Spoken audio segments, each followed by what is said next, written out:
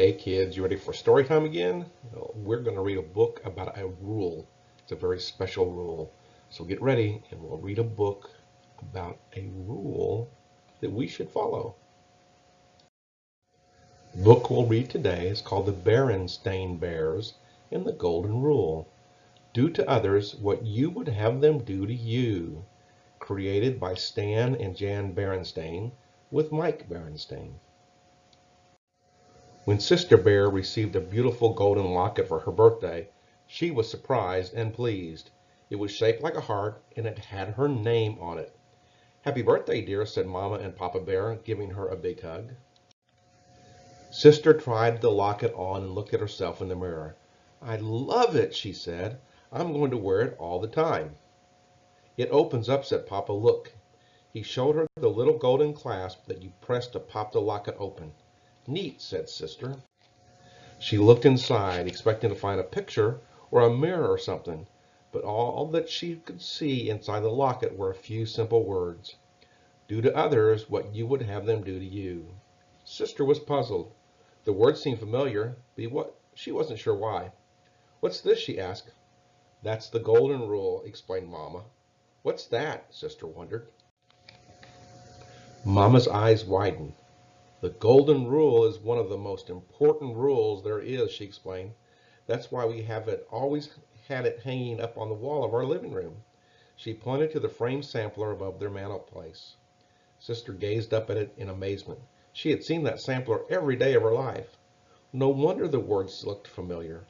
"Oh," she said, a little embarrassed. "I never really thought about what it said before. What does it mean?"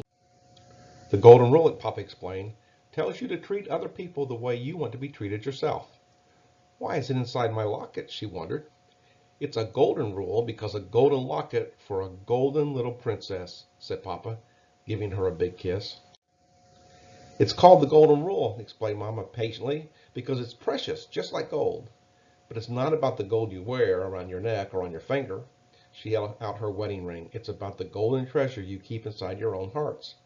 The heart shape of the locket is meant to remind you of that." Sister thought it over. She really didn't get it. That was okay. She loved the new locket anyway. The next day before school, Sister showed off her new treasure to her friends Lizzie, Millie, Anna, and Linda. They oohed and awed over it in a very satisfying way. "What's all the fuss about?" asked a voice. It was Queenie McBear and her gang. Queenie was older than Sister and a little snooty. When Queenie first came to the neighborhood, she and Sister did not get along at all. Queenie made fun of her and got Sister's friends to join in. That was Sister's first experience with an in crowd, a group that makes itself feel big by making other people feel small. "Oh, hi, Queenie," said Sister. "I was just showing the kids my new locket." Over the years, Sister had learned to get along with Queenie, but they never were best friends. "Let's see," said Queenie. She looked the locket over. She was not impressed. She herself wore big hoop earrings and lots of beads and chains. "Cute," was all she said as she walked away with her friends. Queenie still had her own crowd. They were a group of the older girls who liked hanging out together and acting cool. Mostly they spent their time painting their nails and giggling about boys. That was okay with Sister.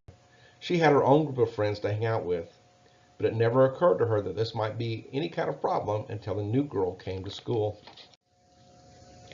Her name was Susie McGrizzly. It seemed like a funny sort of name. For one thing, it had a lot of Z's in it. The new girl herself seemed a little funny too. Her clothes weren't exactly cool, and she wore her hair up in pigtails, which was definitely not the standard Bear Country school style. Besides, she had thick glasses and braces, not the cool kind with lots of different colors like Millie wore, just plain old braces. On her first day, of course, the new girl didn't know anyone at all. At recess, Sister noticed her standing off by herself in a corner of the playground. She looked sort of sad and lonely. Sister was thinking about going over and introducing herself when Lizzie and Anna came up. "Hiya, Sister," said Lizzie. "We're getting together a game of hopscotch. Millie and Linda are over there now. Come on." Sister began to follow them, but she paused and glanced back to where the new girl was standing all by herself. The new girl looked even lonelier than ever. "Wait a minute," said Sister. "What about that new girl, what's her name? The one over there. Maybe we should invite her to join in." She looks pretty lost and lonely." The other girls were surprised. "Susie Woozy Face?" said Lizzie doubtfully. "She has weird clothes," said Anna. "And those corny pigtails," said Lizzie. "Not to mention those clunky glasses and braces," added Anna. "Well," said Sister, discouraged, "I just thought—" "Oh, don't worry about old Susie McWoozy," said Lizzie, taking Sister's arm. "She'll be fine. She'll find some other cubs to play with. Cubs more her type. Come on." Sister allowed herself to be led away to the hopscotch game. She felt a little worried about Susie McWoozy, though she couldn't exactly say why, but she soon forgot all about it while playing hopscotch with her friends. Later, when school let out, Sister got in line for her school bus. She noticed that the new girl was standing right in front of her. She was going to say hi, but then Lizzie came up from behind and they started to talk. They went on talking as they got on the bus. Susie McGrizzy sat right behind them. Sister and Lizzie went on talking together. Sister played with her new locket as she talked, twirling it around and around in the air. When the bus came to a stop, Sister gathered up her stuff to get off. But she felt a soft tug at her arm. It was Susie McGrizzy. She was holding something out to Sister. "Here," she said shyly. "You dropped this." It was Sister's new locket. "Gee," said Sister. "Thanks." It was all she could think of to say. Sister climbed off the bus and watched as it pulled away. She could see Susie looking back at her from the window. Sister hung her locket around her neck. What if Susie hadn't noticed her drop it? It might have been gone forever. Mama was waiting for Sister as she climbed the front steps. "How was school today, dear?" asked Mama. "Oh, okay, I guess," sighed Sister, dumping her school bag on the armchair in the living room. She glanced up at the framed sampler of the golden rule over the mantel. Somehow, the golden locket hanging around her neck felt heavier than before. That evening at dinner, Sister was unusually thoughtful. She picked at her lima beans and stared off into space. "A penny for your thoughts," said Papa as he fed Honey Bear. "Huh?" said Sister, looking up. "Oh, I was just thinking about that golden rule inside my locket," she explained. "I don't really get it. What's it supposed to mean?" "Well," began Mama, "let me give you an example. Do you remember that trouble you had when Queenie first moved to the town?" Sister perked up and paid attention. She remembered that all too well. "Do you remember how Queenie started an in-crowd but kept you out and made fun of your clothes and your hair bow?" Mama asked. "Do you remember how badly you felt?" Boy, did she ever. Sister started to feel hurt just thinking about it. Her lower lip began to quiver and a tear came to her eye. "All the golden rule is saying," Papa continued, "is that you shouldn't turn around and do the same sort of thing to someone else." He paused to scrape some mashed potatoes off Honey's chin. "You should always treat other people the same way you would like to be treated yourself." "But I would never do anything like that," said Sister. "Besides, I don't have an in crowd." "Oh, no?" said Brother, who had been taking all this in. "What about Lizzie and Anna and Millie and Linda? You play with them all the time, but I never see you asking anyone else to join in." "That's different," protested Sister angrily. "I'm just playing with my friends. We're not trying to keep anybody out." "Of course not, dear," soothed Mama. "I'm sure you and your friends would never dream of keeping other cubs out of your group." Sister Bear grew very quiet. Now that she thought it over, she wasn't quite so sure. Not so sure at all. The next day at recess, as soon as Sister came outside, she looked around in the playground for Susie McGrizzy. She soon spotted her sitting off by herself under the big oak tree at the edge of the schoolyard and reading a book. Sister marched right up to her. "Hello, Susie," she said brightly. Susie looked up in surprise. "Hello," she said shyly. "I'm Sister Bear, and my friends and I are going to play hopscotch," Sister told her. "Would you like to join us?"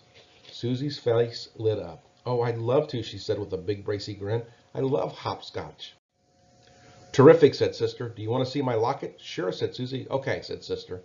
"Come on, I'll show it to you over there." Sister took off, and Susie chased her, laughing across the playground to the hopscotch square, where Lizzie, Millie, Anna, and Linda were waiting.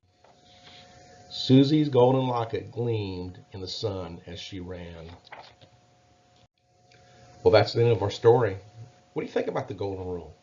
Do unto others what you would have others do unto you.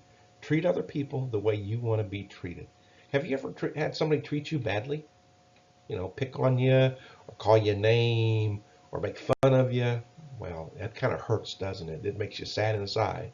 Or did you have anybody ever lie to you, tell you a lie, or be mean to you?